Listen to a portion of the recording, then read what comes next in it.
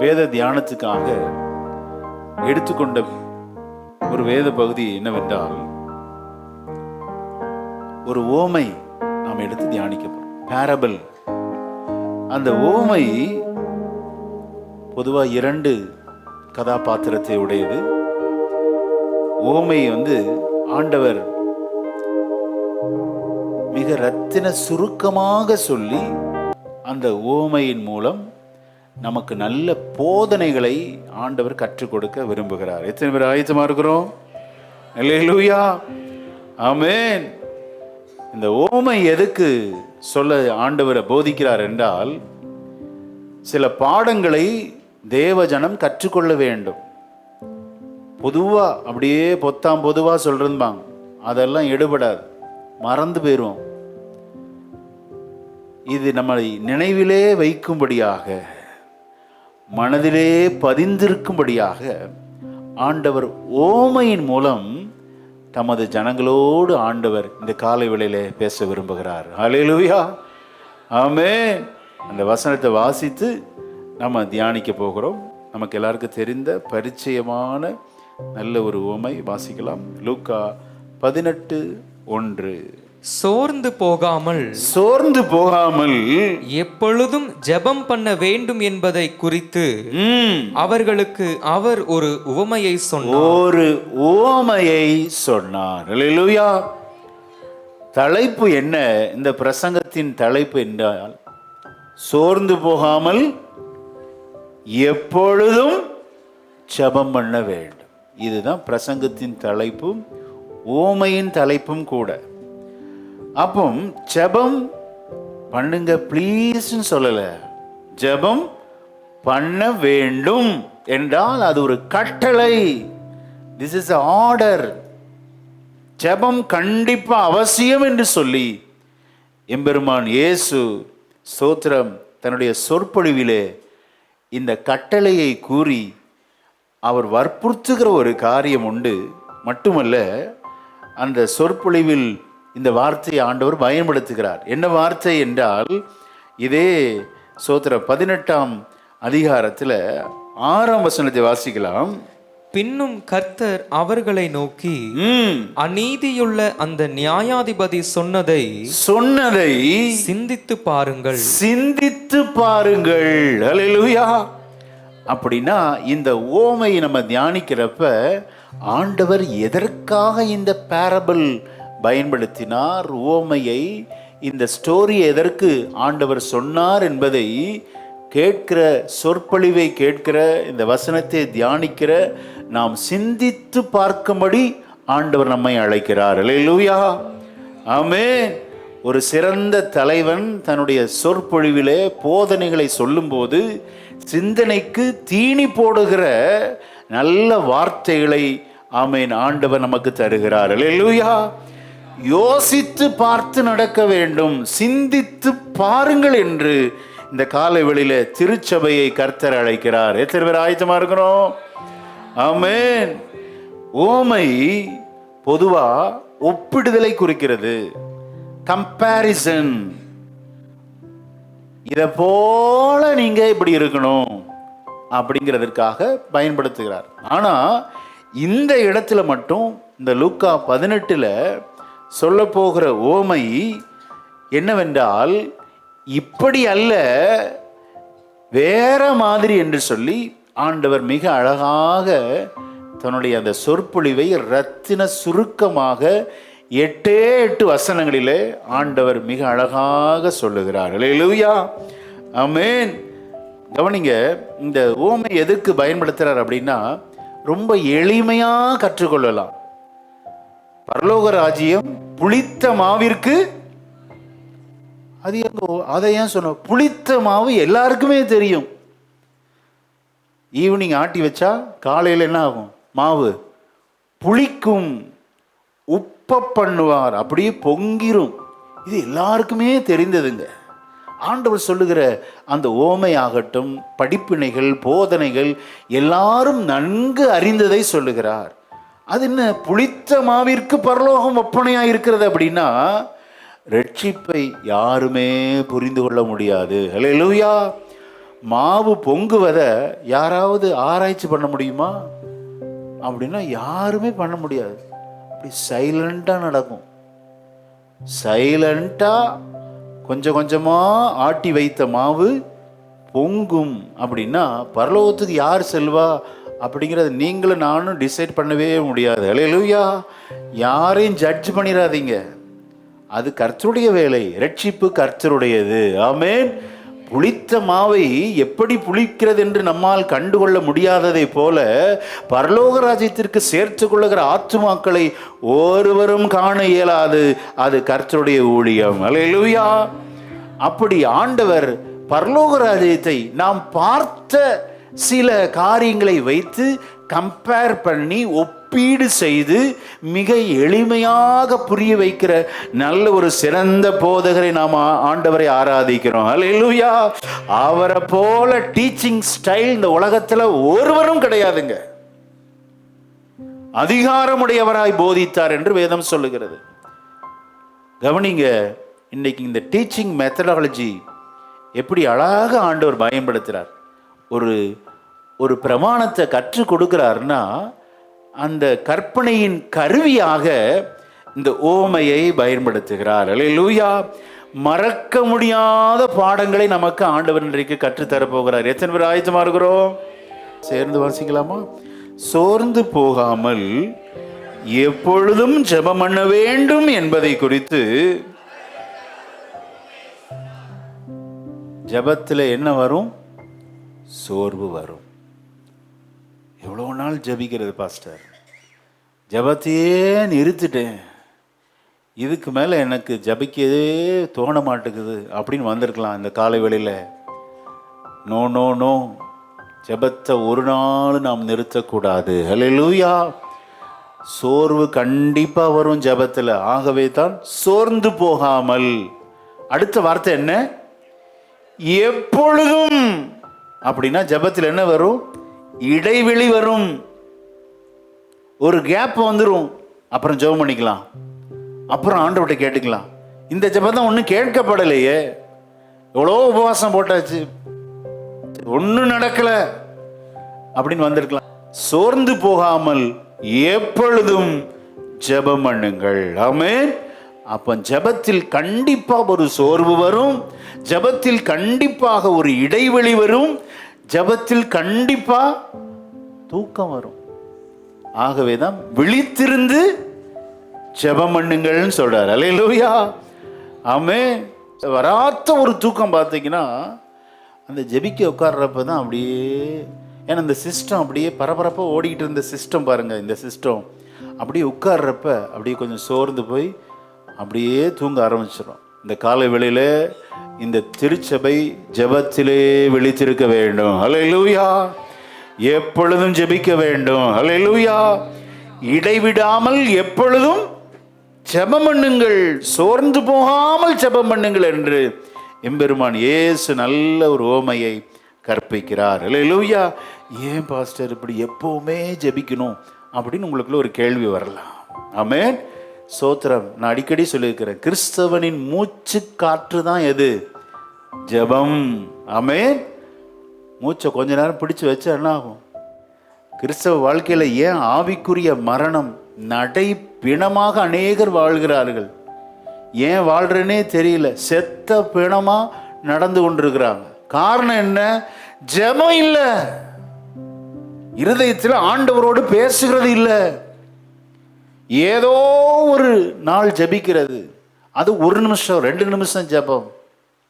கவனிங்க, இந்த காலை வேளையில ஆண்டவர் திருச்சபையை ஜெபிக்க அழைக்கிறார். ஆமென். நாம் ஜெபிக்கும் போது கர்த்தர் கிரியை செய்கிறார். அல்லேலூயா. நமது காரியங்கள் வாய்க்கும். விசுவாசிக்கிறீங்களா? ஆமென். சோத்திரம். ஏன் தொடர்ந்து ஜெபம் பண்ண வேண்டும்? அது மூச்சு அல்லவா? தொடர்ந்து மூச்சு இருந்து கொண்டே தான் இருக்கிறது. அல்லேலூயா. எப்படிங்க தொடர்ந்து ஜெபிக்க முடியும் அப்படின்னா, நம்ம இருதயத்தில் என்ன பணி செய்தாலும் சரி, வேலை செய்தாலும் சரி, தூங்குறப்ப இருதயம் ஆண்டவரோடு பேச வேண்டும். அல்லேலூயா. தூங்குறப்ப மூச்சு விடுறோமா இல்லையா? மூச்சு விடுறோமே. அப்போ இருதயம் ஆண்டவரோடு அந்த இணைந்து இருக்க வேண்டும். ஜெபம் என்றால் கம்யூனிகேஷன், கம்யூனியன் வித் காட். ஸ்தோத்திரம். பாருங்க, அப்படி ஆண்டவரோடு அந்த கனெக்ஷன் இருக்கணுங்க. இன்னைக்கு அநேகருடைய வாழ்க்கை டவர் இல்லாமல் செல்போன் ஓடிக்கிட்டு இருக்கு. ஹலோ ஹலோங்கிறீங்க, ஒன்றும் பாஸ்டர் ஆண்டவர் கேட்கவே, எங்கே டவர் இருந்தால் தானே. there is no communication, so many gap, communication gap இருக்கு. there is no tower. எப்படி பேச கேட்பார் ஆண்டவர்? அநேக பாவங்கள் தடையாய் இருக்கிறது. ஆண்டவரோடு பேச முடியாதபடி உலக கவலைகள், உலகத்தின் ஆசாபாசங்கள், உலகத்தின் ஐஸ்வர்யம். இன்னைக்கு ஒருவேளை கவலையோடு வந்திருக்கலாம். அந்த தடைகள்லாம் எடுத்து போட்டு ஆண்டவரோடு இணைய கர்த்தர் நம்மை அழைக்கிறார். எத்தனை பேர் ஆயத்தமா இருக்கிறோம்? prayer is an invitation. ஆண்டவரை வருந்தி அழைப்பது. prayer is communing and connecting with God. ஆண்டவரோடு பேசுவது. ஹல்லேலூயா. இன்று முதல் உங்களுக்கு ஒரு சீக்ரெட் சொல்லித்தரேன். ஜபிக்கிறப்ப நம்ம ஜெபம் பண்ணிக்கிட்டே இருக்கிறோம், அவர் பேசுறது என்ன செய்யணும்? கேளுங்க. கம்யூனிகேஷனா என்ன? ஃபோன் எடுத்தா வாக்கி டாக் மாதிரி பேசக்கூடாது. நம்ம மட்டும் பேசிக்கிட்டு இருப்போம், ஆப்போசிட்டில் பேசுகிறத நம்ம கேட்க விடவே மாட்டோம். கவனிங்க, நல்ல ஒரு கான்வர்சேஷன், நல்ல ஒரு உரையாடல், நல்ல ஒரு அந்த உரையாடல் எதை குறிக்கிறதுனா ஸ்பீக்கிங் அண்ட் லிசனிங். அப்படிதானே? இப்போ நீங்கள் ஒருத்தவங்கள்ட்ட பேசுகிறீங்க, ஸ்தோத்திரம், நீங்கள் பேசும்போது நீங்கள் செயல்படுறீங்க. ஆனால் ஒரு நல்ல உரையாடல் எதை குறிக்கிறது? ஆப்போசிட்டில் இருக்கிறவங்க, உங்களுடைய எதிர்முனையில் இருக்கிறவர்கள் பேசுவதை நீங்கள் என்ன செய்யணும்? கேட்கணும். ஆண்டவர் பேசுகிறத நம்ம கேட்குறதே கிடையாது. நான் மட்டும் பேசுகிறேன் ஆண்டவரே, நீங்கள் கேளுங்க. கவனிங்க, நல்ல ஒரு ஆலோசனை இன்றைக்கு ஆண்டவர் பலிபீடத்துன்னு சொல்கிறார். நல்ல ஒரு உரையாடல் எதை குறிக்கிறது என்றால், ஸ்தோத்திரம், talking to him and listening to him. பேசுவதும், அவர் பேசுவதை நாம் ஜெபத்தில் கொஞ்ச நேரம் மௌனமாக இருந்து பாருங்களேன், நல்ல ஆலோசனைலாம் தருவார். உடனே எழுதி வச்சுக்குவேன். ஆண்டவர் எல்லாம் சொல்லி தருவார். எங்கே போகணும், என்ன செய்யணும், எதை ஃபஸ்ட்டு செய்யணும், எதை செகண்டு, தேர்டு, ப்ரையாரிட்டி போட்டு சொல்லி கொடுப்பார். இந்த காலை வேளையில் ஜெபிக்க எத்தனை பேர் ஆயத்தமாக இருக்கிறோம்? அல்லேலூயா. தமது ஜனத்தை ஜெபத்திலே ஆண்டவர் உற்சாகப்படுத்த இந்த போதனைகளை இன்றைக்கு காலை வேளையில் நமக்கு தருகிறார். அல்லேலூயா. என்ன, யாரை சொல்லி அப்படின்னா, கவனிங்க, அவர் ஒரு சிறந்த போதகர். ஆண்டவர், நமது ஆண்டவர் சிறந்த போதகர். அழகா சொல்லுவார். ஒரு எழுத்தாளன் என்ன சொல்றார் அப்படின்னா, ஒரு கதையை சொல்லும்போது சுருக்கமாக தான் சொல்லணுமா. பாருங்க, 8 வசனம் தான் பயன்படுத்தியிருக்கிறார். அதில் பயன்படுத்தி 2 கதாபாத்திரங்களை உள்ளே கொண்டு வந்து இந்த சோர்ந்து போகாமல் எப்படி ஜெபிக்க வேண்டும் என்பதை நினைவிலே வைத்து கொள்ள ஆண்டவர் ஒரு அற்பமான பாத்திரத்தை பயன்படுத்துகிறார். அல்லேலூயா. ஒரு எழுத்தாளன் ஒரு கதையை எழுதும்போது, நல்ல ஒரு சிறந்த கதாபாத்திரத்தை அறிமுகப்படுத்தும் போது அவர்கள் நம்முடைய மனதில் நிற்க மாட்டாங்களாம். அற்பமாய் எண்ணப்படுகிறவர்கள், ஒதுக்கப்பட்டவர்கள், ஆகாதவர்கள் யாரெல்லாம் அந்த சமூகத்தில் இருக்கிறாங்களோ அவர்களை மையமாகவே வைத்து அந்த எழுத்தாளன் தன்னுடைய போதனையை, தான் சொல்ல வருகிற காரியத்தை முன்வைக்கிறது அவனுடைய பழக்கம் என்று சொல்லி ஒரு சிறந்த, நம்ம தமிழகத்தில் எழுத்தாளரின் ஒரு சொற்பொழிவிலே கேட்டேன். அதை கேட்டுட்டு இதை தியானம் பண்ணிக்கிட்டே அதை கேட்டேன். அப்போ ஆண்டவர் எவ்வளோ சிறந்த ஒரு ஸ்தோத்திரம் போதகர் பாருங்க, ஒரு சிறந்த ஒரு ஸ்தோத்திரம், ஒரு டீச்சர் அப்படின்னா நமது ஆண்டவர். அல்லேலூயா. அவர் முன்வைக்கிற ஒரு கதாபாத்திரம் யார் என்றால், வாசிக்க கேட்போம். 2ஆம் வசனத்தை வாசிக்கலாம். ஒரு பட்டணத்திலே ஒரு நியாயாதிபதி இருந்தான். அவன் தேவனுக்கு பயப்படாதவன், மனுஷரை மதியாதவனுமாயிருந்தான். இது ஒரு கேரக்டர். 2 கேரக்டர் வைக்கிறார். ஃபர்ஸ்ட் கேரக்டர் யார் அப்படின்னா, ஒரு ஜட்ஜ் இருந்தான். அவன் தேவனுக்கு பயப்படாதவன், மனுஷரை மதிக்காதவன்.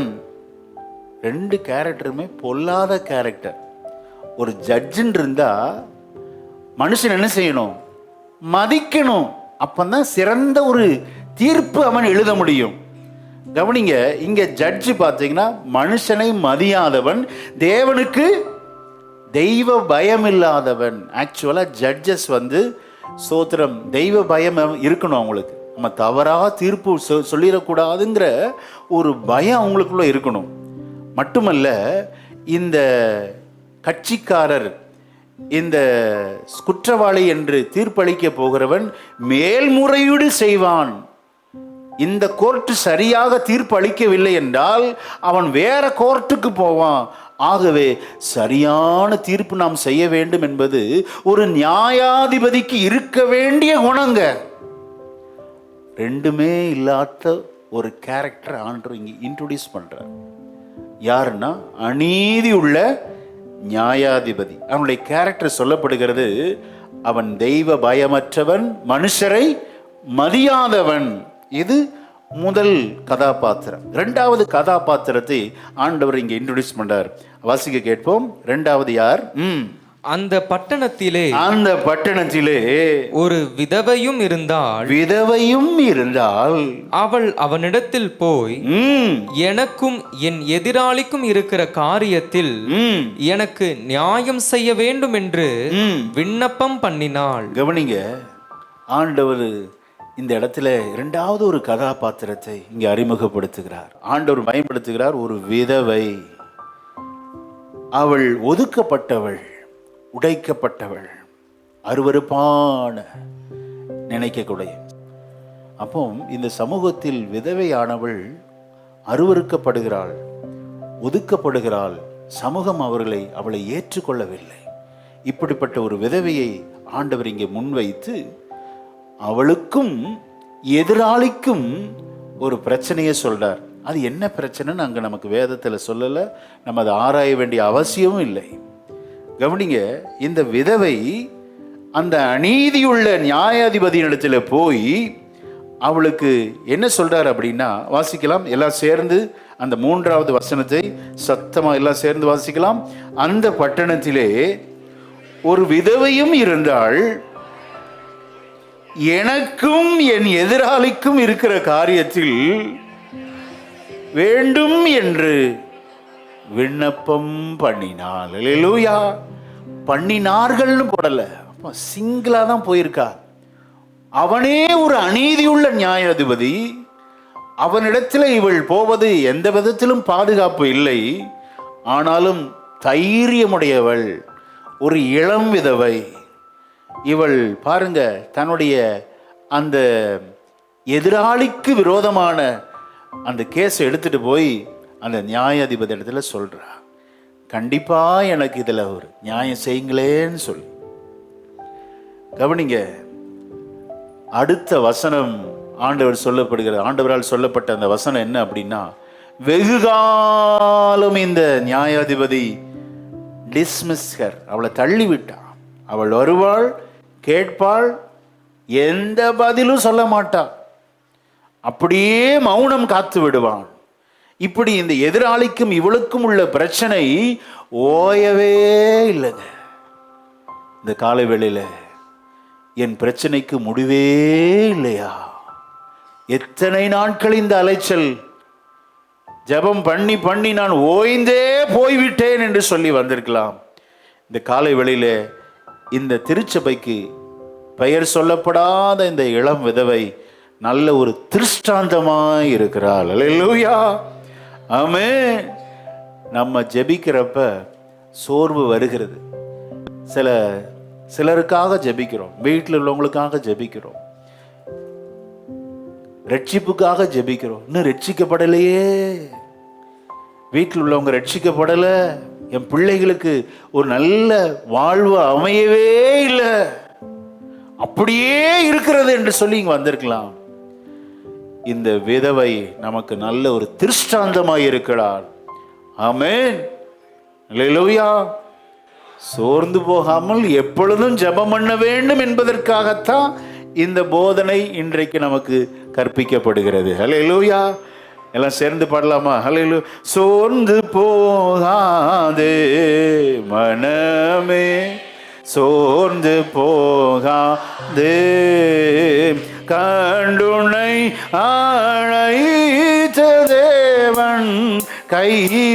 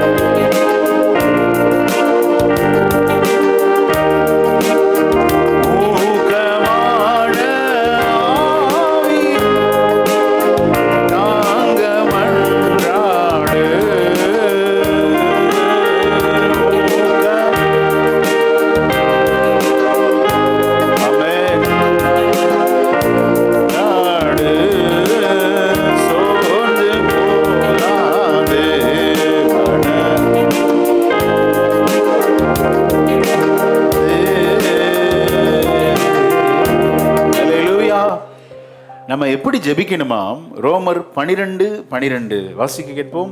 ரோமருக்கு எழுதின நிருபம் 12ஆம் அதிகாரம் 12ஆம் வசனத்தை வாசிக்க கேட்போம். நம்பிக்கையிலே சந்தோஷமாயிருங்கள், சந்தோஷமாயிருங்கள். உபத்திரவத்திலே பொறுமையாயிருங்கள். ஜெபத்திலே உறுதியாய் தரித்திருங்கள். ஹல்லேலூயா. ஜெபத்தில் என்ன வேணும்? நமக்கு ஒரு உறுதி வேணும். அதற்காகத்தான் இந்த உவமை ஆண்டவர் சொல்லுகிறார். எப்படி அந்த விதவை, இளம் விதவை தன் உறுதியை விட்டே கொடுக்கலங்க. அவள் மன உறுதி உடையவளாய் இருந்தால், தான் காணப்போகிற அந்த நியாயாதிபதி அநீதியுடையவன், தெய்வ பயம் இல்லாதவன், மனுஷருக்கு பயப்படாத, மனுஷரை ஒருவரையும் மதியாதவன். பரவாயில்ல, இருக்கட்டும், ஆனாலும் நான் முயன்று போய் என் எதிராளிக்கும் எனக்கும் இருக்கிற விஷயத்தில் ஒரு நியாயம் எனக்கு கிடைத்தே ஆக வேண்டும். அல்லேலூயா. ஒரு உறுதி இருந்தது அவளுக்கு. நமக்கு உறுதி இருக்குதா? நான் ஜெபிச்சு கொண்டே இருப்பேன், கர்த்தர் என்றைக்காவது ஒரு நாள் கண்டிப்பா என் வாழ்க்கையில் ஒரு அற்புதத்தை செய்வார். ஆமென். அந்த உறுதி வேண்டும் நமக்கு. ஜெபம் இடைவிடாமல் இருக்க வேண்டும். 4ஆம் அதிகாரம் கொலோசையர் 4:2 ஜெபத்திலே இடைவிடாமல் தரித்திருங்கள். அந்த வசனத்தை வாசிக்கலாம். கொலோசையர் 4:2 இடைவிடாமல் ஜெபம் பண்ணுங்கள், ஸ்தோத்திரத்துடன் ஜெபத்தில் விழித்திருங்கள். ஸ்தோத்திரத்துடன் ஜெபத்தில். ஒருத்தர் ஜெபிக்கிறப்ப, அம்மா ஜெபிக்கிறாங்கன்னா ஐயா பிள்ளைங்களாம் என்ன செய்யணும்? தோத்திரம் போட்டுக்கிட்டே இருக்கணும். இல்லாட்டி எல்லாரும் தூங்கிடுவாங்க. ஆமாம், அவங்க மட்டும்தானே ஜெபிக்கிறாங்க, நம்ம எதுக்கு ஜெபிக்கணும்? யாராவது இங்கே ஜெப நேரத்தில் ஒரு எழுந்து ஜெபித்தா எல்லா விசுவாச மக்களும் என்ன செய்யணும்? ஸ்தோத்திரம் போடணும். அப்பதான் ஒரு விழிப்பின் ஜெபமாக இருக்கும். அல்லேலூயா. ஆமென். ஒருத்தர் ஜெபிக்கிறப்ப எல்லாம் ஸ்தோத்திரம் போட்டுக்கிட்டே இருக்கணும். ஆமென் அப்படி சொல்லணும். அப்பந்தான் அந்த ஜெபம் பயங்கர வல்லமையுள்ள ஜெபமாக இருக்கும். அல்லேலூயா. 1 தெசலோனிக்கேயர் 5:17 இடைவிடாமல் எப்பொழுதும் ஜெபம் பண்ணுங்கள். நமக்குள்ள ஒரு கேள்வி வரலாம், எதுக்கு இப்படி ஜெபிக்கணும்? இடைவிடாம ஏன் ஜெபிக்கணும் அப்படின்னா, கிறிஸ்தவம் என்பது ஒரு யுத்த களம். ஹல்லேலூயா. நமக்கு விரோதமாய் உருவாக்கப்படும் ஆயுதங்கள், அப்போ விரோதமாய் உருவாக்கப்படும் தான் சொல்லியிருக்கு, படலன்னு சொல்லல. கண்டிப்பா நமக்கு விரோதமாய் சாத்தான் ஒரு குழி தோண்டிக்கிட்டே தான் இருப்பான். ஹல்லேலூயா. கண்ணுக்கு தெரிகிற எதிரி அடிச்சிடலாம், கண்ணுக்கு தெரியாத எதிரியை அடிக்கிறது தான் ரொம்ப கஷ்டங்க. கண்ணை கட்டி காட்டில் விடுற மாதிரி. யுத்தம் கூட ஈஸியாக பண்ணிடுவாங்க. கொள்ளை நோய் என்று வந்தபோது அது கண்ணுக்கு தெரியாத அந்த கொரோனா அல்லவா, உலகமே ஷட் டவுனில் போயிடுச்சு பாருங்க, லாக்டவுனில் போயிடுச்சு. காரணம் என்ன அப்படின்னா, கண்ணுக்கு தெரியாத எதிரியை எப்படி அடிக்க முடியும்? how it is possible? இந்த காலை வேளையில ஸ்தோத்திரம், ஆண்டவர் நம்மோடு பேசுகிறார். உனக்கு விரோதமாய் அநேக காரியங்கள் உருவாக்கப்படுகிறது. ஆமென். நீ நல்ல ஒரு ஜெயிக்கிற கிறிஸ்தவனாய் இருக்க வேண்டும் என்றால் உன் ஜெபம் இருந்து கொண்டே இருக்க வேண்டும். ஹல்லேலூயா. ஆமென். ரோமர் 15:32 வாசிக்கலாம். நம்முடைய ஸ்தோத்திரம், இந்த வாழ்க்கை என்பது ஒரு யுத்த களம். நம்முடைய ஜெபம் எப்படி இருக்கணுமா? ரோமர் 15:32. நீங்கள் தேவனை நோக்கி செய்யும் ஜெபங்களில் நான் போராடுவது போல நீங்களும் என்னோடு கூட போராட வேண்டும் என்று நம்முடைய கர்த்தராகிய இயேசு கிறிஸ்துவின் நிமித்தமும் ஆவியானவருடைய அன்பின் நிமித்தமும் உங்களை வேண்டிக் கொள்ளுகிறேன். அல்லேலூயா. நான் போராடுவது போல, பரிசுத்த பவுலடிகளார் போராடி ஜெபம் பண்ணியிருக்கார் பாருங்க. நான் எப்படி போராடி ஜெபம் பண்ணுகிறேனோ அதை போல ஒவ்வொருவர் ரோமாபுரி இருக்கிற விசுவாச மக்கள் மட்டுமல்ல, இந்த வசனத்தை கேட்கிற எல்லாரும் அப்படி போராடி ஜெபிக்க வேண்டும். ஆமென். ஜெபத்தில் என்ன உண்டு? ஒரு போராட்டம் உண்டுங்க. யுத்த களம் நான் சொன்னேன். இன்னொரு வசனத்தை வாசிங்க. கொலோசையர் 4:12. கொலோசையர் 4:12. எப்பாப்பிராவும் உங்களுக்கு வாழ்த்துதல் சொல்லுகிறான். உங்களை சேர்ந்தவனும் கிறிஸ்துவின் ஊழியக்காரனுமாகிய இவன் நீங்கள் தேவனுக்கு சித்தமானவைகள் எல்லாவற்றிலும் தேறினவர்களாயும் பூரண நிச்சயமுள்ளவர்களாயும் நிலை நிற்க வேண்டும் என்று தன் ஜெபங்களில் உங்களுக்காக எப்பொழுதும் போராடுகிறான். எதற்காக? தேவ சித்தத்தை செய்வதற்காக. அல்லேலூயா. சுய சித்தம் அல்ல. கவனிங்க, நம்ம என்ன பண்றோம் அப்படின்னா, இருதயத்தில் நமக்கு எப்படி விருப்பம் இருக்கோ அதே போலவே தேவனுக்கும் சில விருப்பங்கள் உண்டு. ஆமென். இந்த உபவாச ஜெபம், இந்த காத்திருப்பு, இந்த ஸ்தோத்திரம் ஜெபங்கள் ஆண்டவரை தேடி வருவதெல்லாம் எதற்காக என்றால், நமது விருப்பத்தை நாம் ஸ்தோத்திரம் நிறைவேற்ற துடிக்க கூடாது. அல்லேலூயா. நம்முடைய விருப்பம் ஒரு பக்கத்தில் இருந்தாலும் அதையெல்லாம் ஒதுக்கி வைத்துவிட்டு ஆண்டவருடைய விருப்பம் என்ன? அல்லேலூயா. அவர் விருப்பத்திற்கு என் விருப்பம் இசைந்து போகட்டும், அதற்காக என் விருப்பத்தை நான் மாற்றிக்கொள்ளுகிறேன் என்று எத்தனை பேர் அர்ப்பணிக்க முடியும்? அதற்குத்தான் தேவை ஜெபமே ஒழிய நமது விருப்பத்தை நாம் நிறைவேற்ற துடிக்கிறது கிடையாது. அல்லேலூயா. இந்த காலை வேளையில ஏன் இடைவிடாமல் எப்பொழுதும் சோர்ந்து போகாமல் ஜெபிக்க வேண்டும் என்றால், நம்முடைய ஜெபம் தேவ சித்தத்தை செய்ய வேண்டும். ஹல்லேலூயா. ஆமென். கவனிங்க, இந்த காலை வேளையில நம்ம சித்தம்லாம் ரொம்ப சாதாரணங்க. சாட்சிய அநேக காரியம் நான் சொல்ல முடியும். நம்ம விருப்பம் ரொம்ப அற்பமானது, அந்த நேரத்துக்குரியது. அதை நிறைவேற்ற துடிக்காதீங்க. நாட்கள் கடந்து போகும். ஆண்டவர் சித்தம் நீங்கள் செஞ்சு முடித்த உடனே நீங்கள் கம்பேர் பண்ணி பார்த்தீங்கன்னா, ஆண்டடா இதை போய் நம்ம விரும்பிட்டோமே, ஆண்டவர் எவ்வளோ நல்ல காரியத்தை நமக்காக வச்சிருந்திருக்கிறார் அப்படின்னு சொல்லி அதை அனுபவிக்கிறப்ப உங்கள் இருதயம் கர்த்தருக்குள் களிகூரும். ஹல்லேலூயா. ஆமென். அதெல்லாம் அனுபவித்து வந்து சொல்கிறேன். நம்ம விருப்பம் அந்தந்த ஸ்டேஜுக்கு ரொம்ப அற்பமானதாக இருக்கும், சாதாரணமாக இருக்கும். சாதாரணமாக ரொம்ப அற்பமாக நம்ம வாழ்க்கை முடிஞ்சிடும். ஆனால் தேவன் நமக்காக அநேக நல்ல திட்டங்களை வைத்திருக்கிறார். அதை பெற வேண்டும் என்றால் காத்திருப்பு மிகவும் அவசியம். ஆமென். இந்த உலகம் பாருங்க அவசரப்படுத்துது நம்மளை, அப்படித்தானே? அதிரடி சலுகை, சிறப்பு சலுகை இன்னும் 2 நாட்களில் முடிந்து விடுகிறது, வாருங்கள் வந்து பர்ச்சேஸ் பண்ணுங்க, ஷாப்பிங் பண்ணுங்கன்னு சொல்லி இந்த உலகம் நம்மை அவசரப்படுத்துதுங்க. ஆனா வேதம் ஒரு நாளும் ஒரு காலும் நம்மை அவசரப்படுத்தாது. ஆமென். வேதம் சொல்ற ஒரே ஒரு வார்த்தை என்ன? காத்திரு. Wait for the lord. காத்திரு. ஆமென். ஆனா நம்ம என்ன பண்றோம்? அவசரப்படுறோம். இன்றைக்கே எனக்கு நடக்கணும், இப்பொழுதே நடக்கணும். இந்த காலை வேளையிலே ஆண்டவர் அநேகரோடு இடைபடுகிறதே நான் ஆவியிலே உணர்கிறேன். அல்லேலூயா. காத்திரு மகளே. ஆமென். காத்திருப்பு ஒரு நாளும் வீண் போகாது. ஆமென். பொறுமையாயிருங்கள், அவசரப்படாதீங்க. எந்த ஒரு பொருளை சரி, வீடு வாங்குவதற்கு ஸ்தோத்திரம், அல்லது சில கடினமான முடிவுகளை எடுப்பதற்கு அவசரப்படாதீங்க. ஆண்டவர் உங்களுக்கு என்று தி பெஸ்டை வைத்திருக்கிறார். ஆமென். இந்த காலை வேளையில் நான் ஆவியில நிறைந்து ஸ்தோத்திரம் முழு மனதோடு சபையை ஆசீர்வதித்து சொல்லுகிற வார்த்தை, ஓ சபையோரே, உங்களுக்கு ஆண்டவர் சிறந்ததை வைத்திருக்கிறார். அல்லேலூயா. ஓ, அவர் வைத்திருக்கிறதை நீ பெற்றுக்கொள்ள வேண்டும் என்றால் இன்னும் கால தாமதம் அவசியம். ஓ காத்திரு மகனே, நல்ல ஜெபம் பண்ணு.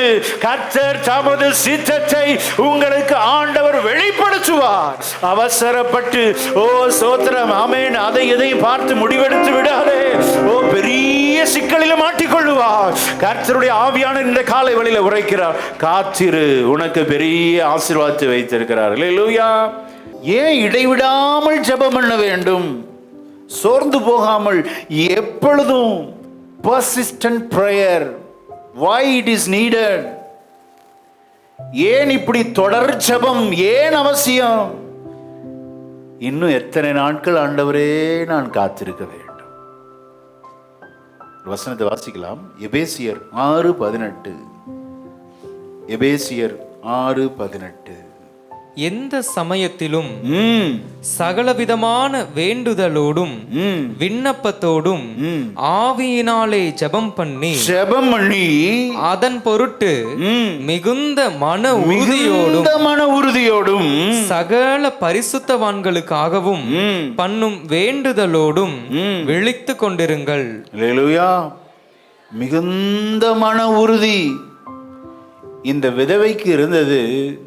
கண்டிப்பா இவன் அநீதியுள்ள நியாயாதிபதியா இருந்தாலும் எனக்கும் எதிராளிக்கும் அந்த விஷயத்துல ஒரு நியாயம் எனக்கு கிடைக்கும். அல்லேலூயா. ஒரு உறுதியுடன் செயல்பட்டாள் ஐயா.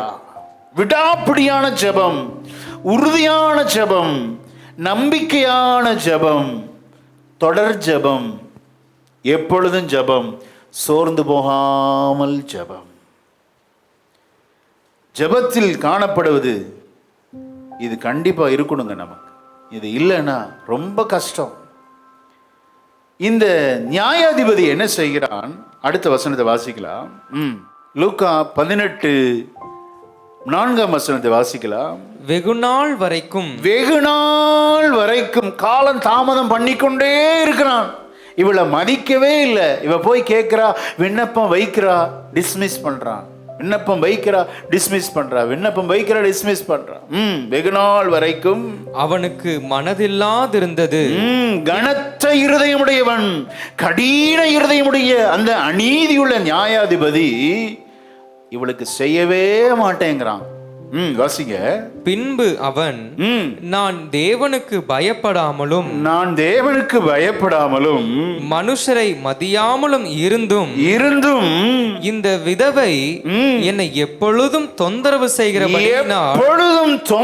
செய்கிறபடியினால் இவள் அடிக்கடி வந்து என்னை அலட்டாதபடி இவளுக்கு நியாயம் செய்ய வேண்டும் என்று தனக்குள்ளே சொல்லிக் கொண்டான் என்றார். அல்லேலூயா.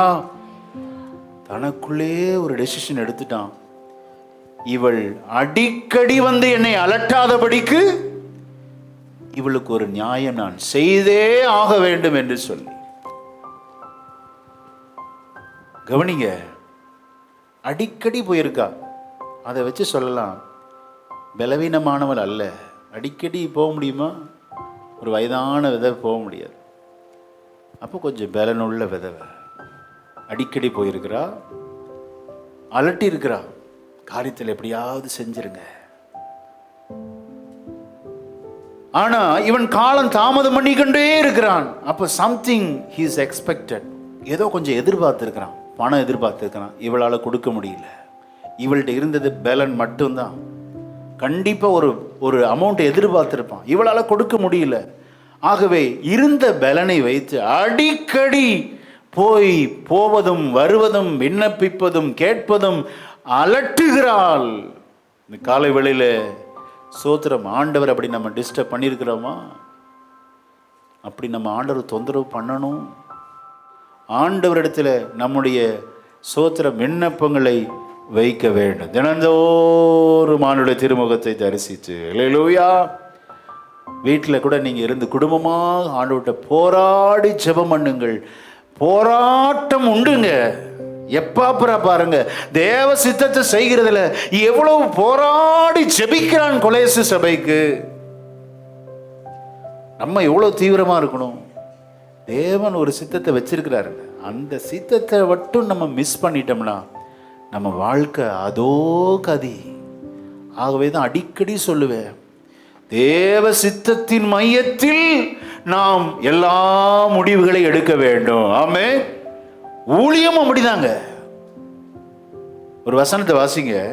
மத்தேயு 7ஆம் அதிகாரம் 21ஆம் வசனத்தை வாசிக்கலாம்.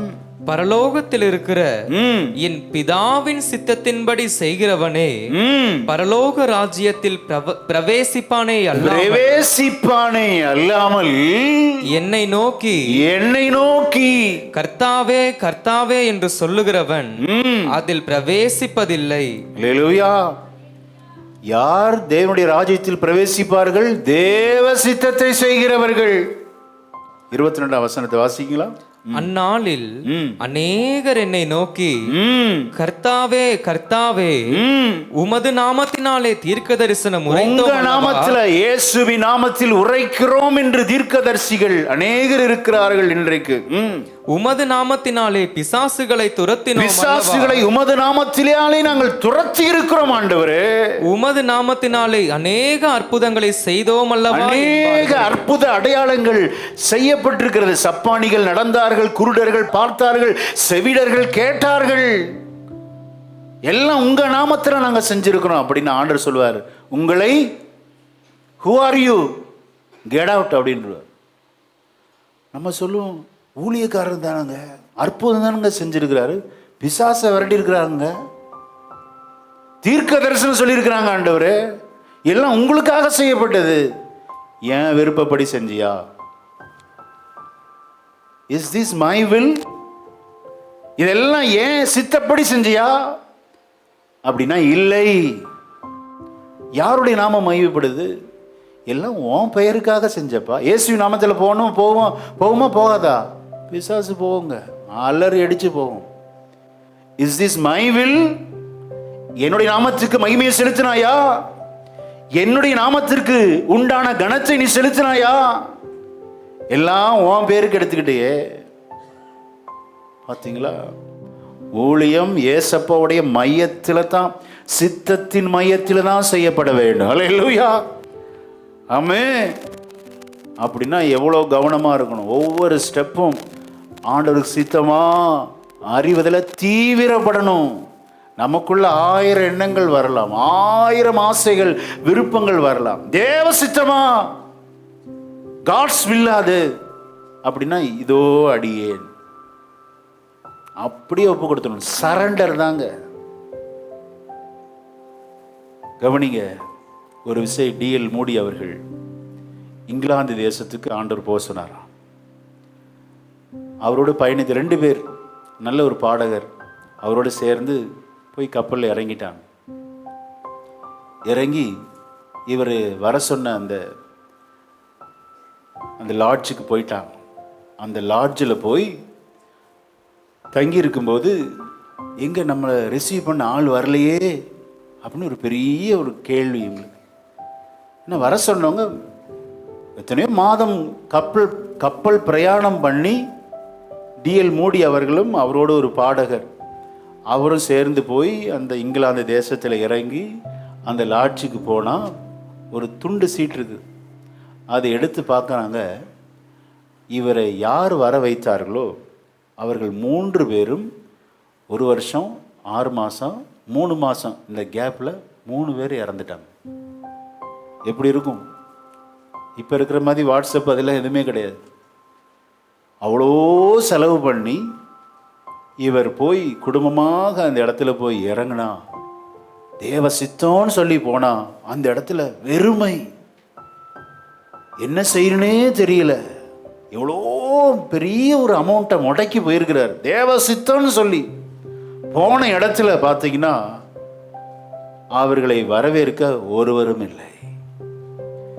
ரொம்ப சோர்ந்து போயிட்டாங்க. இல்லை, தேவ சித்தன்னு சொல்லி அறிஞ்சுதான் நான் வந்திருக்கிறேன் அப்படின்னு டிஎல் மோடி அவர்களுக்கு நல்ல ஒரு உறுதி இருந்தது. ஆக அந்த உறுதியோடு இருக்கிறப்ப அவங்க மனைவி சூட்கேஸில் அந்த துணியெல்லாம் மடித்து வச்சுட்டு இருந்தாங்க. இங்கே பாருங்கள், இங்கே ஒரு துண்டு சீட் இருக்குது அப்படின்னு சொல்லி அதை எடுத்து காமிக்கிறாங்க. அங்கே இருந்திருக்கு. அதை எடுத்து படித்தா ஒருத்தர், இப்படி உங்களை வரவேற்றவர்கள் மரித்து போய்விட்டார்கள், அவருடைய உறவினர் தான் நான், ஒய்எம்சிஏல இருக்கிறேன், உங்களை நான் ரிசீவ் பண்ணுறேன் அப்படின்னா அவ்வளோ சந்தோஷம் ஆயிடுச்சான். பரவாயில்ல, நான் சொல்லலை, தேவ சித்தம். ஆனால் அவருக்குள்ள என்ன அப்படின்னா, நான் இந்த குறிப்பிட்ட நேரத்தில் வந்துடுவேன் அப்படின்னு அந்த தந்தி அனுப்பியிருக்கிறார். பயங்கர சந்தோஷம். ஆனால் அவருக்குள்ள ஒரு பெரிய நெருடல் என்ன அப்படின்னா, இவ்வளோ பெரிய தேவ மனிதர், அமெரிக்காவில் நல்ல வல்லமையாய் பயன்படுத்தப்படுகிற தேவ மனிதருக்கு நான் எப்படி பெரிய காங்கிரிகேஷன் கூட்ட முடியணும், ஒரு பெரிய அவருக்கு மனக்கவலை. பரவாயில்ல, டிஎல் மோடி அவர்களுக்கு அப்படிப்பட்ட ஒரு மன உறுதி, தேவ சித்தத்தின் மையத்தில் தான் இங்கே வந்திருக்கிறேன் என்று சொல்லி அந்த ஒய்எம்சிஏ ஹாலில் அவருடைய கூட்டம், அந்த இங்கிலாந்தின் கூட்டத்தில் பார்த்தீங்கன்னா முதல் கூடுகை வெறும் 8 பேருங்க. இவர் ஆயிரக்கணக்கில் பிரசங்கம் பண்ணி 30,000 பேர்கிட்ட பிரசங்கம் பண்ணி பழக்கமுடையவர். எப்படி இருக்கும், வெறும் 8 பேருக்கு எப்படி பிரசங்கம் பண்ணுறது? அந்த சாங்கிய அந்த பாடகர் அவரும் டிஎல் மோடியும் கண்ணை மூடிட்டு பல்லாயிரக்கணக்கான ஜனங்கள் இருப்பதை போல யூகித்து இவர்கள் பாட ஆரம்பிக்கிறார்கள், பிரசங்கம் பண்ண ஆரம்பிக்கிறார்கள். அடுத்த நாள் 8, 12 ஆனது. இப்படி கொஞ்சம் கொஞ்சமாக கூடி அந்த இடம் பத்தலை. ஏன்னா தேவ சித்தம், இந்த ஊழியம் அவருடையது. ஆண்டவர் தான் என்ன இங்கே இங்கிலாந்துக்கு அழைத்து வந்திருக்கிறார், ஏதோ ஒரு காரியத்தை செய்ய போகிறார். அவங்க சோர்ந்தே போகலைங்க. Never give up. நம்முடைய இருதயத்தில் சோர்வு வரவே கூடாது. தேவ சித்தத்தை நீங்கள் அறிந்து விட்டால் அதை போல ஒரு தைரியம் இந்த உலகத்தில் எதுவுமே இல்லை. ஆமென். அங்கே ஒரு சர்க்கஸ் நடந்துகிட்டு இருந்துச்சான். சர்க்கஸ் உரிமையாளன்ட்ட போய் கேட்டாராம், பகல் நேரத்தில் இந்த இவ்வளோ பெரிய இந்த அரங்கம் சும்மா தானே இருக்குது, இது எங்களுக்கு நீங்கள் வாடகைக்கு தருவீங்களான்னு கேட்டாங்க. ஏன்னா ஈவினிங் தான் ஷோ, சர்க்கஸ் 10-20,000 பேர் உட்காரலாம். என்ன விசுவாசம் பாருங்க. அந்நிய தேசத்தில் போய் 20,000 பேர் உட்கார்ற அளவுக்கு ஒரு அந்த அந்த அரங்கத்தை வாடகைக்கு நம்ம சிரிச்சு கொண்டு வந்துடுவாங்களா அப்படின்னு வருவாங்க. அப்படி ஒரு விசுவாசம், அந்த மன உறுதி, ஜெபம். பார்த்தீங்கன்னா ஆட்கள் கூட்டம் கூட்டமாய் வர ஆரம்பித்தார்கள். அல்லேலூயா, ஆமென். எதற்கு சொல்றேன் அப்படின்னா, தேவ சித்தத்தின் மையத்தில் தான் ஊழியம் நடக்கப்பட வேண்டும். ஆமென். தீர்க்க தரிசனங்கள் ஆனாலும் சரி, பிசாசை விரட்டுகிற காரியங்கள் ஆனாலும் சரி, ஆமென், அற்புத அடையாளங்கள் ஆனாலும் சரி, எல்லாம் தேவ சித்தத்தின் மையத்தில் நடக்க வேண்டும். ஆமென். இதற்காகத்தான் தேவ சித்தம் அறியணுமே, அதான பிரச்சனை. இதற்காகத்தான் ஆண்டவர் சொல்றாரு, நீங்கள் சோர்ந்து போகாமல் எப்பொழுதும் ஜெபம் பண்ண வேண்டும். Keep on pray, keep on asking, keep on knocking the door. கேளுங்கள் அப்பொழுது கொடுக்கப்படும், தேடுங்கள் கண்டடைவீர்கள், தட்டுங்கள். ஏன் 3 பதத்தை பயன்படுத்தியிருக்கிறார்னா, கீப் ஆன். ஒருவேளை தேடும்போது கிடைக்கலன்னா கேட்குறப்ப கிடைக்கும், கேட்குறப்ப கிடைக்கலன்னா தட்டும்போது கிடைக்கும். ஏதோ ஒரு விதத்தில் ஆண்டவர் இரக்கம் செய்வார். விசுவாசிக்கிறீங்களா? அல்லேலூயா. So keep on prayer, continual prayer, continuous prayer. தேவ ஜனம் ஜெபிப்பதிலே சோர்ந்து போகாதிருங்கள். அல்லேலூயா, ஆமென். இந்த விதவை அலட்டினாள் ஐயா, அநீதியுள்ள நியாயாதிபதியை நான் விடமாட்டேன், எனக்கும் எதிராளிக்கும் உள்ள பிரச்சனையில ஒரு பரிகாரம் வேண்டும், ஒரு நியாயம் எனக்கு கிடைக்க வேண்டும் என்று சொல்லி விடாமல் அலட்டினாள். இந்த காலை வேளையில உங்கள் பிரச்சனை பெரிய பிரச்சனையாக இருக்கலாம், பயப்படாதீங்க. வேதம் அழகாக சொல்லுகிறது, பலமுள்ளவனுக்கு ஆயிலும் பலனற்றவனுக்கு ஆயிலும் உதவி செய்கிறது உமக்கு லேசான காரியம் ஆண்டவரே. ஹல்லேலூயா. ஒருவேளை பலனெல்லாம் இழந்து நீங்கள் வந்திருக்கலாம். இந்த காலை வேளையில ஸ்தோத்திரம், எவ்வளோ முயற்சி செய்து விட்டு எனக்கு இதற்கு மேல் முயற்சி செய்ய என்னிடத்தில் பலன் இல்லை, ஆள் பலம் இல்லை, பொருள் பலம் இல்லை. Never give up. சோர்ந்து போய்விடாது, தொடர்ந்து முயற்சியிடு. தேவ சித்தத்தை நீங்கள் கண்டுபிடித்து விடுவீர்கள். ஹல்லேலூயா. ஆமென். தேவ சித்தத்தோடு நமது விருப்பம் இணையும்னா இட் டேக்ஸ் டைம், கொஞ்சம் டைம் எடுக்கும். அதுக்காக தான் சொல்றாரு, தொடர்ந்து ஜெபம் பண்ணிக்கிட்டே இரு, இடைவிடாமல் ஜெபம் பண்ணு. அடிக்கடி வந்து ஆண்டவரை அலட்டுங்க, விடாதீங்க. ரட்சிப்பு கர்த்தருடையது. ஆமென். உங்கள் பிள்ளைகளை கட்டாயம் ஆசீர்வதிப்பார். விசுவாசிக்கிறீங்களா? தொடர்ந்து ஆண்டவரை பிடிக்கணும், அலட்டணும். ஆண்டவரை அமர்ந்திருக்க விடக்கூடாது. பக்தன் ஏசாயா தீர்க்கன் அழகா சொல்றார். வாசிங்க, ஏசாயாவின் புஸ்தகத்தில் வாசிக்க கேட்போம். ஏசாயா 62:6.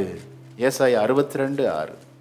எருசலேமே, உன் மதில்களின் மேல் பகல் முழுதும் ராம் முழுதும் ஒரு காலும் மௌனமாயிராத ஜாமக்காரரை கட்டளையிடுகிறேன்.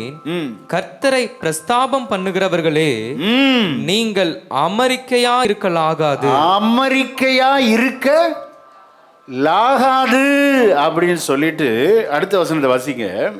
அவர் எருசலேமை ஸ்திரப்படுத்தி பூமியிலே அதை புகழ்ச்சியாக்கும் வரைக்கும் அவரை அமர்ந்திருக்க விடாதிருங்கள். அவரை அமர்ந்திருக்க விடாதிருங்கள். ஆண்டவர்கிட்ட போராடி ஜெபிக்கணுங்க. ஆண்டவரே, இந்த காரியத்தில் ஏன் விருப்பம் இல்லை ஆண்டவரே, உமது விருப்பம் நிறைவேறட்டும் ஏசப்பா. ஹல்லேலூயா. ஆமென். ஆண்டவரை அமர்ந்திருக்க விடக்கூடாது. நீங்கள் எவ்வளவு வேணும் அடைக்கப்பட்ட வாசலில் இருப்பது தேவ சித்தம் அல்ல. உங்களுக்காக ஆண்டவர் திறந்த வாசலை வைத்திருக்கிறார். ஒருவனும் பூட்ட முடியாது. ஒருவனும் அதை அடைக்க முடியாது. ஆண்டவர் உங்களை ஆசீர்வதிக்க நினைத்து விட்டால் அது அப்படியே வலிக்கும். பிரியமா நல்ல கரங்களை தட்டி இதோ திருச்சபையே, 2025 உனக்கு ஒரு திறந்த வாசல் உண்டு. ஒருவரும் கூட்டக்கூடாத திறந்த வாசலை கர்த்தர் வைத்திருக்கிறார். அதை சுதந்தரிக்க தேவன் உங்களை அழைக்கிறார். ஹல்லேலூயா. உடைந்த பாத்திரம்னா அது உமக்கே தெரியும், தேவன் பயன்படுத்துகிறீர், இது யாருக்கு புரியும்?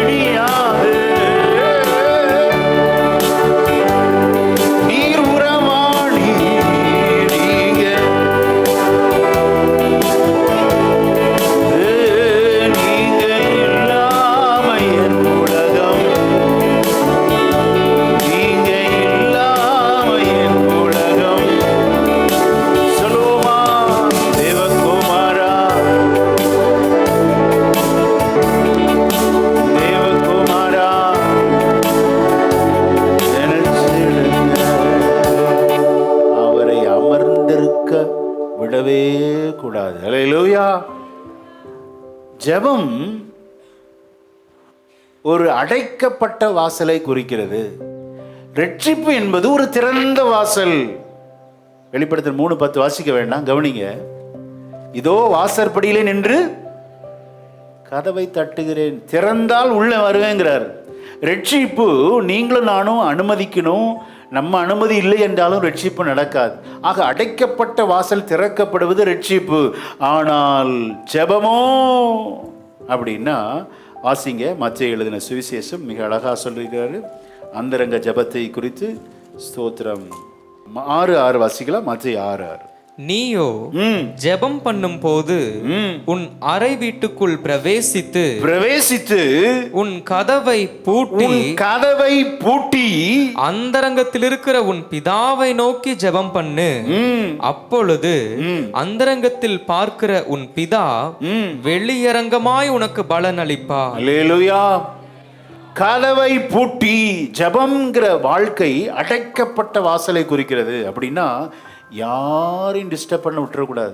நீங்கள் ஜெபிக்கிறப்ப நீங்களும் ஆண்டவரும், அல்லேலூயா, ஆண்டவரோடு எவ்வளோ தூரம் நீங்கள் தனித்து இருக்கிறீங்களோ. டிஎல் மூடியை ஏன் ஆண்டவரை வல்லமையாக பயன்படுத்தினார் அப்படின்னா, ஸ்தோத்திரம், ஆண்டவரோடு தன்னை தனித்திருக்க அர்ப்பணித்தார். எல்லா உறவுகளை விட்டு நீங்கள் விலகி இருந்து தனிமையாக இருக்கிற மாதிரி இருக்கும். அநேக நேரம் நான் இதை ப்ராக்டிஸ் பண்ணுவேன். தனிமையாக இருக்கிற மாதிரி இருக்கும். ஆனால் எவ்வளோ தூரம் ஒரு ஊழியக்காரன் தன்னை தனிமைப்படுத்துகிறானோ அவ்வளோ தூரம் சபைக்கு பிரயோஜனமாக இருக்கும். அல்லேலூயா. அவ்வளோ தூரம் கர்த்தருடைய வார்த்தை உங்களுக்கு வந்து கொண்டே இருக்கும். ஆமென். எதுக்கு சொல்கிறேன், நீங்களும் உங்களை அப்படி நீங்கள் தனிமைப்படுத்தி கொள்ளுங்க. உறவுக்காரர்களை விட்டு பிரிந்து தனித்திருங்கள். ஆண்டவரோடு உறவாட கர்த்தர் நம்மை அழைக்கிறார். அல்லேலூயா. ஆகவே தான் கேளுங்கள் சொல்றார், தேடுங்கள் சொல்றார், தட்டுங்கள் சொல்றார். அது எதை குறிக்கிறதுனா ஆண்டவரோடு தனிமைப்பட, ஆண்டவரோடு உறவாட தேவன் சபையை அழைக்கிறார். அல்லேலூயா. நீ சோர்ந்து போகாத மகளே, உன்னுடைய ஜெபம் ஆண்டவர் கேட்டிருக்கிறார். ஏற்ற நேரத்தில் தக்க பதிலை ஆண்டவர் தருவார். அவருக்கென்று சில நேரத்தை வைத்திருக்கிறார். அந்த நேரத்தில் உலகம் அறிய தேவன் உங்களை உயர்த்துவார். அல்லேலூயா. ஆமென். தேவ சித்தம் செய்யணுங்க, அது நம்ம மறந்துடக்கூடாது. மத்தேயு 26:39 ஆண்டுடைய கெத்செமனே ஜெபம். அல்லேலூயா. அருமையான ஜெபம். ஏசப்பாவுக்கு ஒரு விருப்பம் இருந்துச்சு. என்ன விருப்பம் அப்படின்னா, நான் சிலுவைக்கு போக வேண்டாம் ஆண்டவரே என்று சொல்லி தன்னை ஆண்டவர் எவ்விதத்திலாகிலும் இந்த பாத்திரம் என்னை விட்டு நீங்க கூடுமானால் இதை விட்டு நீங்கும்படி செய்யும், ஆகிலும் உம்முடைய சித்தத்தின்படியே ஆக கடவுது. அல்லேலூயா. ஆண்டவர் இடைவிடாம ஜெபம் பண்ணாரா? எஸ். 3 times, 3 விசை அப்படியே இரத்த வியர்வை சிந்தி 3 விசை முகங்குப்புற விழுந்து ஜெபம் பண்ணினார். பிராக்டிஸ் பண்ணியிருக்காரு பார்த்தீங்களா? அதை தான் நமக்கு ஆண்டவர் சொல்றார். கண்டிப்பா ஜெபத்துல சோர்வு வரும். ஒரு ஜெபத்தோட முடிச்சிருந்தாருன்னா கண்டிப்பா சிலுவைக்கு போயிருக்க மாட்டார். 3 விசை இஸ் ரிப்பீட்டிங் இஸ் பிரேயர். அவருடைய ஜெபத்தை 3 விசை ரிப்பீட் பண்ணார். ரிப்பீட் பண்றது அதே வார்த்தை மீண்டும் மீண்டும் சொல்லுவார். பிதாவே, இந்த பாத்திரத்தை என்னை விட்டு ஆகிலும் உம்முடைய சித்தத்தின்படியே ஆக கடவுள். Wonderful prayer, persistent prayer. It means தொடர் ஜெபம், கண்டினியூஸா அதே ஜெபத்தை. பாஸ்டர், இந்த ஜெபத்தை நான் எத்தனை நாள் பண்றது? பண்ணிக்கிட்டே இருங்க. ஹல்லேலூயா. தேவ சித்தத்தை நீங்கள் அறியும் வரைக்கும். ஆமென். இன்னும் எவ்வளவு நாள் தெரியாது, அதெல்லாம் கர்த்தருடைய கரத்தில் இருக்கிறது. we don't know what God's will. ஆகவே தான் இந்த கண்டினியூஸ் பர்சிஸ்டன்ட் பிரேயர் பண்ணிக்கிட்டே இருக்கணும். God's will அவ்வளவு சீக்கிரம் புரியாதுங்க. உங்களுக்கென்று ஒரு தேவ சித்தத்தை தேவன் வைத்திருக்கிறார். அதை நீங்க தான் அறியணும். you alone. ஆண்டவர் சமூகத்தில் உட்கார்ந்து, ஆண்டவரே, இதுதான் என்னுடைய வேலையா, இதுதான் என்னுடைய லைஃப் பார்ட்னரா, இதுதான் இந்த இடத்துல தான் நான் செட்டில் ஆகணுமா, என் குழந்தைக்கு நான் எங்க அட்மிஷன் போடணும், எல்லாம் தேவ சித்தத்தில் கேளுங்கள். ஆமென். தேவ சித்தத்தை நீங்க தான் அறியணும். இடைவிடாமல் ஜெபம் பண்ணாதான் முடியும். எப்பொழுதும் சோர்ந்து போகாமல் ஜெபம் பண்ண வேண்டும் என்ற ஆண்டோடைய கட்டளை அல்லவா. இயேசு கிறிஸ்து பாருங்க, கெத்செமனே தோட்டத்தில் 3 விசை முகம் குப்புற விழுந்து. இரண்டாவது, ஏன் இந்த ஜெபம் தொடர் ஜெபம் பண்ணணும் அப்படின்னா, முதலாவது நான் சொன்னேன், தேவ சித்தம் நமக்கு தெரியாது. இரண்டாவது, தேவனுடைய வேலை நாம் அறிய மாட்டோம். தேவ சித்தம் தெரிஞ்சிருங்க, இதுதான் தேவ சித்தம் தெரிஞ்சிடும். ஆனா திஸ் இஸ் ரைட் டைம் அப்படின்னா அங்க மிஸ்டேக் பண்ணிடுவோம். மோசேக்கு நல்ல தெரியும், he was a deliverer. இவன் தான் இந்த இஸ்ரவேல், சமஸ்த இஸ்ரவேலுக்கும் ஒரு விடுதலையை வாங்கி கொடுக்கிற அற்புதமான ஒரு லீடர், தலைவர். யார் தான்? மோசே தாங்க. அதுக்காகத்தான் அவனை தனியா பிரித்தெடுத்து அவங்க அம்மாவுடைய அந்த ஒளிப்பிலே அவன் வளர்க்கப்பட்டான். ஸ்தோத்திரம். நல்ல தெரியும், நான் ஒரு சிறந்த தலைவனாய் வருவேன், இந்த எகிப்தின் அடிமைத்தனத்திலிருந்து எங்க இஸ்ரவேல் ஜனங்களை நான் மீட்பேன் என்பது மோசேக்கு தெரியும். ஆனா அது எப்ப நடக்கும்? when it happen அப்படின்னா ஆஃப்டர் 40 வயசு முடிஞ்ச உடனே தான். ஆனால் மோசே செய்த தவறு என்ன? தேவசித்தம் தெரியும், ஆனால் டைம் தெரியல. 40க்கு முன்னாடியே ட்ரை பண்ணிட்டார். எகிப்தினை போய் இவர் கையால் மாம்ச பலத்தினால கொன்று மீதியான தேசத்துக்கு ஓடி போயிட்டார் பார். அப்போ தேவசித்தம் சில இதில் தெரியும், ஆனால் அவசரப்பட்டுருவோம், டைம் மிஸ் ஆயிரும். இந்த காலைவெளியில் எப்பொழுதும் எதற்காக ஸ்தோத்திரம், எப்பொழுதும் சோர்ந்து போகாமல் ஜெபிக்க. ஏன் ஜெபிக்கணும் அப்படின்னா, தேவ சித்தத்தை தேவனுடைய வேளையில் நாம் செய்ய வேண்டும். அல்லேலூயா. மூன்றாவது, we don't know always what God's best. ஆண்டவர் எனக்கென்று சிறந்ததை வைத்திருக்கிறார். தேவ சித்தம் தெரியலாம், தேவனுடைய வேலை தெரியலாம், ஆனால் இது சிறந்ததா? சிறந்ததை வச்சிருப்பாரு, அது கிடைக்கணுமே. நான் விசுவாசிக்கிறேன், இந்த தேவ செய்தி உங்களுக்கு மிக சிறந்ததை கர்த்தர் கொடுக்க விருப்பமுள்ளவராய் இருக்கிறார். அல்லேலூயா. தி பெஸ்ட் ஆண்டவர் தருவார். விசுவாசிக்கிறீங்களா? ஆமென். ஆண்டவர் நேசித்த குடும்பம் லாசருவின் குடும்பம். ஆண்டவரை வருந்தி அழைத்தார்கள். நீர் நேசமாய் இருக்கிற, அன்பாய் இருக்கிற லாசரு வியாதியாய் இருக்கிறான். ஆண்டவர் பெஸ்ட்டை கொடுக்க தீர்மானிச்சிட்டார். ஆகவே தான் லேட் பண்றார். அவங்க கூப்பிட்டோன்னே வந்திருந்தா லாசரு வியாதியிலிருந்து தான் சுகமாயிருமா. வியாதியிலிருந்து சுகமானது கர்த்தருக்கு மகிமையா? மரித்த லாசரு 3 நாள் ஆயிற்றே, நாருமே என்ற லாசரு வெளியே வருவது கர்த்தருக்கு மகிமையா? யோசிக்கணும், சிந்தித்து பாருங்கள் அப்படிங்கிறார். சிந்தனைக்கு தீனி போடுறது தான் ஆண்டுடைய வேலை.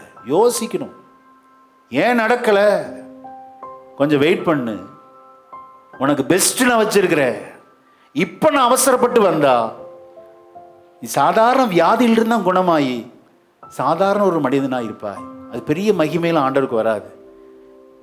உன் சித்தம் மரிக்க வேண்டும்.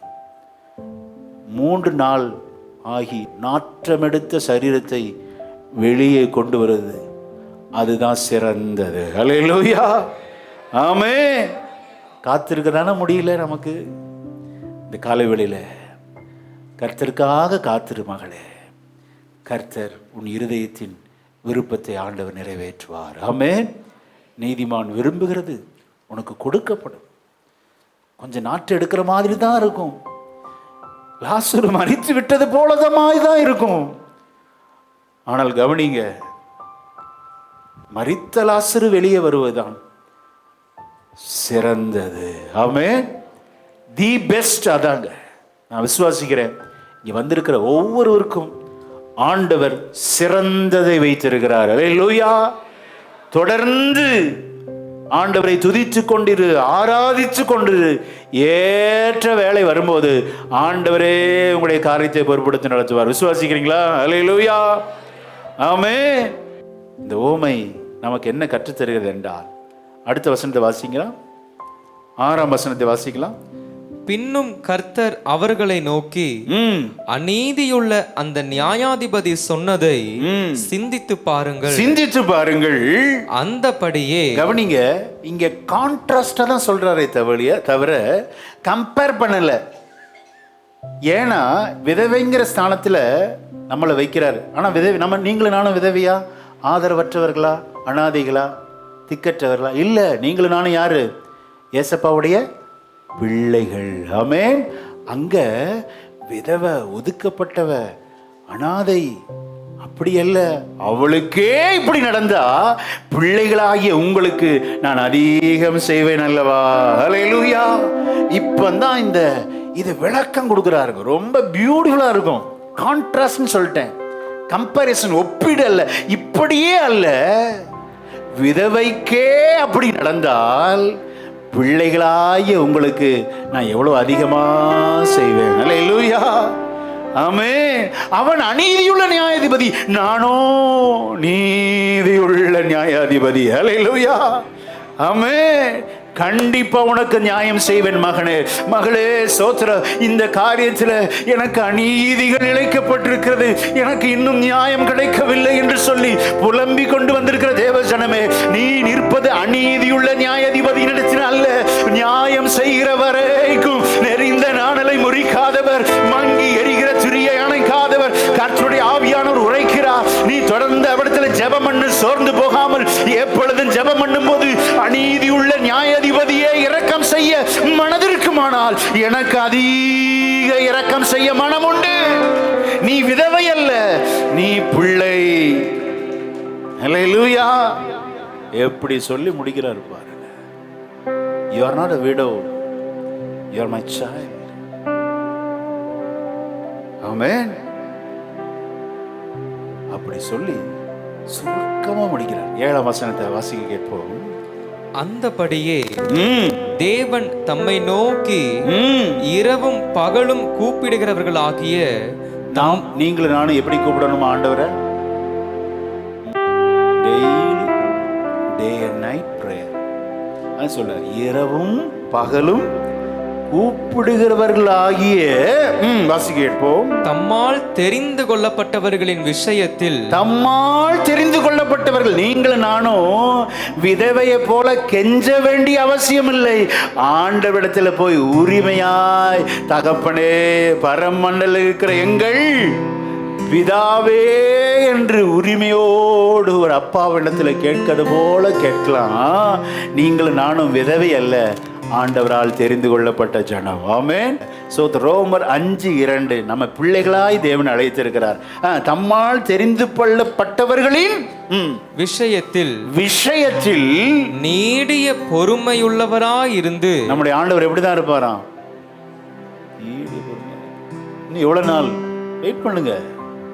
அவருடைய சித்தம் நமக்கு தெரியாது, அவருடைய வேலை நமக்கு தெரியாது, எது சிறந்ததுன்னு தெரியாது. வெயிட் பண்ணி தான் ஆகணும். அவரே நீடிய பொறுமையாளர். வாசிக்க கேட்போம்.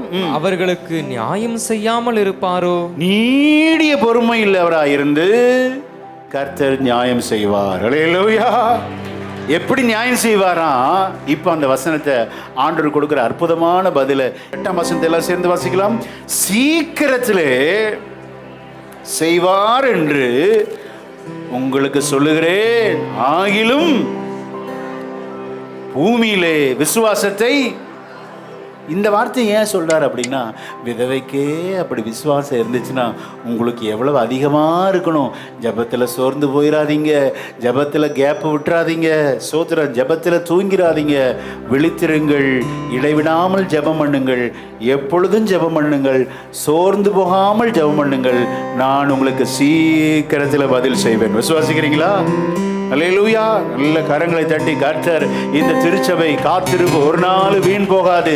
தேவ சமூகத்தில் ஆண்டவருடைய பிரசனத்தை நாடி வருவது, or communion with God, or connecting with God, ஒரு நாள் வீண் போகாது.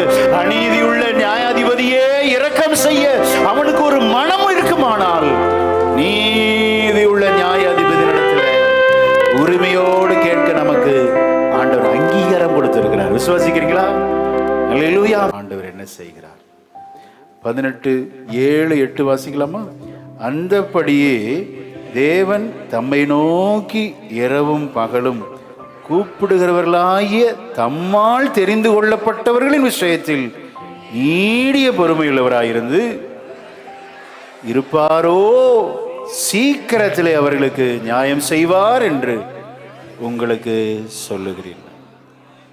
வரும்போது பூமியிலே அவளுக்கு எவ்வளோ விசுவாசம் இருந்துச்சு, உங்களுக்கு இருக்கக்கூடாதா அப்படிங்கிறார். கண்டிப்பாக விசுவாசத்தோடு மன உறுதியோடு இடைவிடாமல் எப்பொழுதும் ஜெபிப்போம். கர்த்தர் நமது ஜெபத்தை கேட்டு தி பெஸ்டை கொடுப்பார். அல்லேலூயா. அவருடைய வேளையில் கொடுப்பார். அல்லேலூயா. அவருடைய சித்தத்தின் மையத்தில் கொடுப்பார். பரிசுத்தமுள்ள நல்ல பிதாவே, இந்த அருமையான ஆண்டவரே பரிசுத்த ஆராதனைக்காக நன்றி செலுத்துகிறோம். அது ஜனங்களோடு ஆண்டவரே நல்ல செபிக்கிற ஒரு திருச்சபையாக இருக்க வேண்டும் என்று உற்சாகப்படுத்துகிற நல்ல வார்த்தைகளுக்காக நன்றி செலுத்துகிறோம். ஒரு அநீதியுள்ள நியாயாதிபதியே ஒரு விதவைக்கு அப்படி ஒரு இரக்கத்தை காட்டுவான் என்றால் நாங்கள் ஆராதிக்கிற தேவன், நீ நீதியுள்ள நியாயாதிபதி சுவாமி. நாங்கள் விதவையை போல கைவிடப்பட்டவர்கள் அல்ல சுவாமி. நாங்கள் உம்மால் தெரிந்து கொள்ளப்பட்ட பிள்ளைகளப்பா. நாங்கள் உம்மிடத்தில் ஆண்டவரே கெஞ்ச வேண்டிய அவசியம் இல்லை அப்பா. உரிமையோடு அப்பா எங்களுக்கு இதை செய்து கொடுங்கன்னு சொல்லி எங்களை தாழ்த்தி விண்ணப்பங்களை இரவு பகலாய் வைக்க உதவி செய்யுங்கப்பா. சீக்கிரத்தில் செய்வேன்னு சொல்லியிருக்கிறீங்க டாடி. இந்த செர்மன், இந்த ஆராதனை அநேகருக்கு ஒரு பலனுள்ள ஆராதனையாய், நன்மைகளை கொண்டு வருகிற ஆராதனையாய் எங்களுக்கு மாற்றி தந்ததுக்காக ஸ்தோத்திரம். நாங்கள் இந்த பரிசுத்த ஆராதனை ஒன்றை அறிந்து கொண்டோம் ஆண்டவரே, நீர் எங்களுக்கென்று சிறந்ததை வைத்திருக்கிறீர் அப்பா, சிறப்பானதை வைத்திருக்கிறீர் ஆண்டவரே. உமது வேளையில் உமது சித்தத்தின் மையத்தில் நீர் அதை தரப்போகிறீர் என்று நாங்கள் விசுவாசிக்கிறோம். ஆசீர்வதி. இயேசு கிறிஸ்துவின் நாமத்தில் ஜெபிக்கிறோம் நல்ல பிதாவே.